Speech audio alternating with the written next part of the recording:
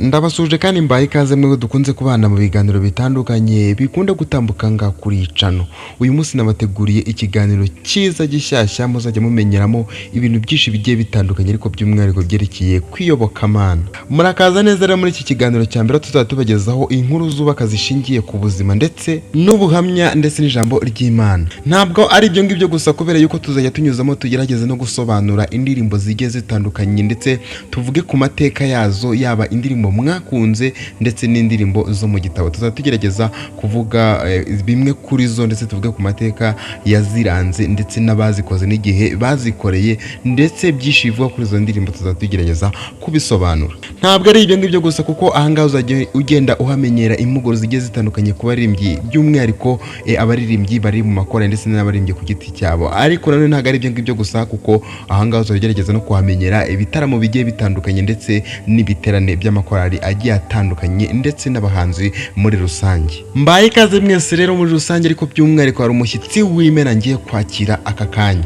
Rero mbere y'uko twinjira mu kiganiro cy'uyu munsi, ikiganiro cyiza cyane, ikiganiro kirimo ubuhamya ndetse n'inama zigiye zitandukanye, reka mbanze nkubwire yuko uyu mushyitsi w'Imana nta wundi ni wowe. Weho utaramara gukanda subscribe kuri iyi channel, ndakwakiriye wiyumvemo ikaze kandi ukandi subscribe guhera uyu munsi kugira ngo tuzajye tubasha kubana mu biganiro bitandukanye bizagenda bitambuka ngaha kuri iyi channel. Ngira ngo mwabyumvise yuko ni ikiganiro kimwe ariko gishamikiyeho ibintu bigiye bitandukanye ariko by'umwihariko abiza bitwegereza ku Mana. Ushobora kwibaza tese ikiganiro kiraza kuribimburira ibindi biganiro bizatambuka kuri iyi channel ni ikiki? Nta kindi, uyu munsi turavuga ku nkuru y'umwitwa Uwase. Ni umuze kwangwa n'abantu ariko Imana iramwiyereka, kandi nuko twaje ntugire ngo hari ukundi gutangira. Uwase yari umukobwa wicisha bugufi, ariko nanone ubuzima bwe bwari bwuzuyemo intimba nyinshi cyane.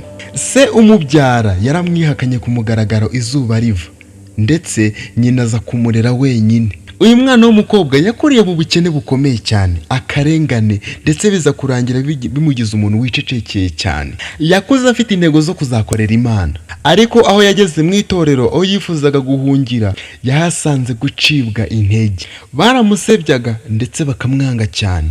Uyu mukobwa yaririmbanaga umutima wose muri korali, ariko abayobozi bamwe na bamwe ntabwo bamukundaga.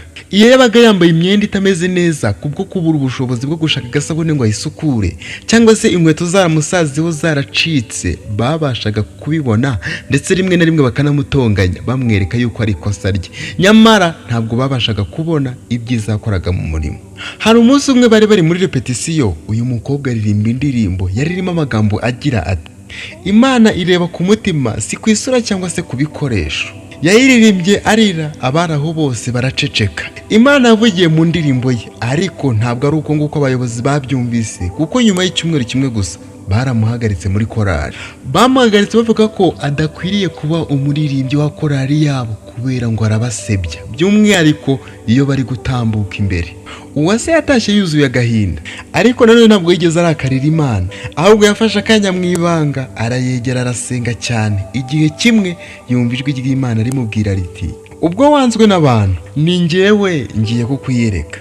Yatangiye gusenga cyane, agira amahoro mu mutima atari yarigeze agira ikindi gihe. Imana yamuhaye indirimbo ze bwite ndetse zitangira gukomeza abantu benshi ku mbuga nkoranyambaga. Yaje no gutangira gutumirwa mu bikorwa by'amashengesho ahantu hagiye hatandukanye. Batangiye kugenda bamubona ahantu henshi cyane ndetse batangira kumubona nk'umuntu w'umunyamwuka. Inyigisho dukuye muri iyi nkuru ni iyi ngiyi: menya ko nubwo abantu batakubonamo agaciro, Imana yo idashoboye kukwibagirwa n'iri na rimwe. Menya kandi ko abantu bafite uburenganzira cyangwa se bashobora no kuba bakwirukana ahantu hagiye hatandukanye, ariko nanone ntabwo bashobora kuzagira ubushobozi n'iri na rimwe bwo kuba bakwirukana mu mutima w'Imana. Imana niyo yonyine imenya ukuri kuri ku mutima wawe.